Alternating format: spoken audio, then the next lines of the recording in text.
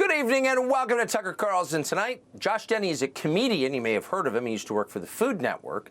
He's also pro-life, personally, and willing to say so out loud. Earlier this month, Denny was preparing to host a comedy show in Rutherford, New Jersey. That's about a half hour outside of New York. But just minutes after the show was announced, Antifa, a violent radical group, decided to shut it down. Hundreds of Antifa-affiliated Twitter accounts started bombarding the venue, called the Williams Center. They also went after the chief of police of Rutherford, a man called John Russo, and they threatened violence. Now, at that point, a chief of police who wanted to defend the Constitution, his solemn duty, would have pushed back and affirmed the sacred right of free expression of every American. But that's not what Chief Russo did. Instead, he caved to the demands of the mob. He warned the venue that the venue might face civil liability if they let free speech continue, if they allowed the show to go on. Then he said he would shut down the show on, quote, public safety grounds.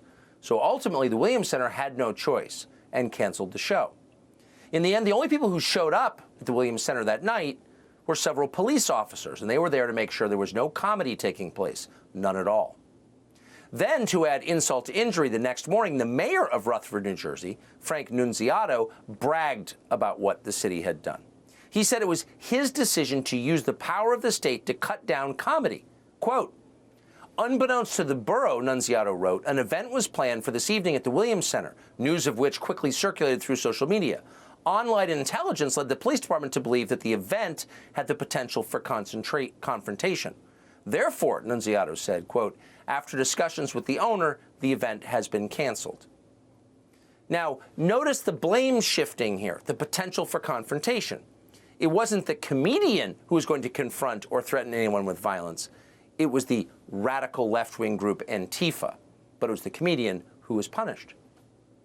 This is not the first time Josh Denny has experienced this. It's happened 4 times in just the past few weeks.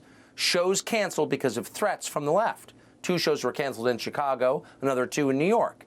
And every time the same pattern.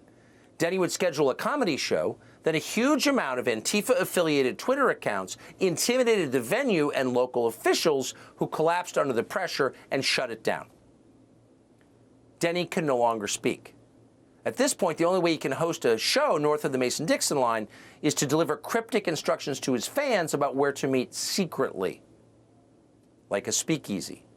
Otherwise, if he doesn't do this, all Antifa has to do to end free speech is send some tweets, and then weak leaders capitulate immediately. Josh Denny is not the only performer being targeted, and it's not just comedians. This, of course, is part of a much larger campaign to end free speech in the United States, a country whose civic religion was free speech just a few years ago. This is a huge change and an ominous one. Anyone who tells you you can't say what you truly believe is a totalitarian. Make no mistake. It's not about sensitivity. It's about controlling you. It's totalitarian. We're going to start tonight with what's happening to comedians, because free society requires comedians. Comedy is the way we tell the truth. The presence of comedians in a society means that you get to mock the people in charge. Very quickly, and it's not an accident, we're running out of comedians. Only rote comedy is tolerated now. And that's another way of saying no comedy is tolerated now. Elon Musk pointed this out a few months ago in an interview with the satire site, the Babylon Bee. And then you realize it's like, wait a second, is the comedy getting at an essential truth, or trying to, or is there a propaganda element, or is it trying to push you in a particular direction, or getting to an essential truth that is humorous? Mm-hmm. And when it stops trying to get to an essential truth that is humorous, then it's just not that funny. Well, after that interview, Twitter, as if to prove it has no sense of humor at all, banned the Babylon Bee. Their crime? They made fun of the administration's fake trans admiral, that guy in a dress they're calling female. We all know what Elon Musk did next. He bought Twitter. In a moment, we'll speak to the CEO of the Babylon Bee about what Musk must do to restore free speech to this country.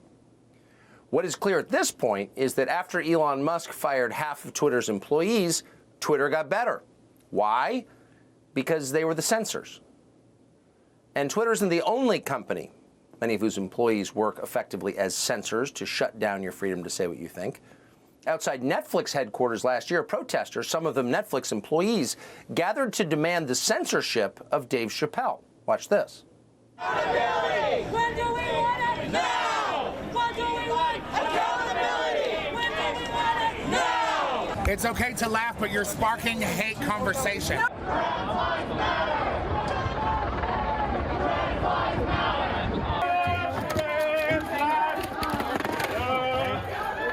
Why is he breaking my sign?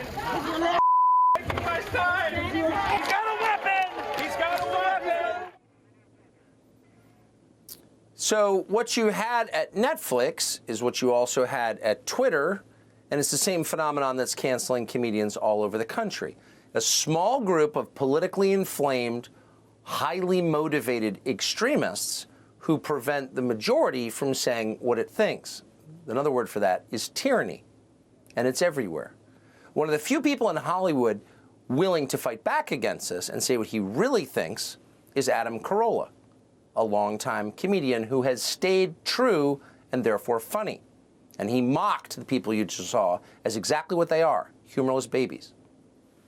I need to explain to the people at Netflix, which is another interesting dynamic, is your job isn't that important, and it doesn't really change hearts and minds. I think people have this thing where it's like Dave Chappelle is going to mobilize this group of our society, which never really seems to be mobilized. Like his words hurt, and his words are going to cause X, Y, and Z. No, they're not. He's a comedian. He gets to say what he wants, and then he gets paid, and you get paid, and that's called entertainment.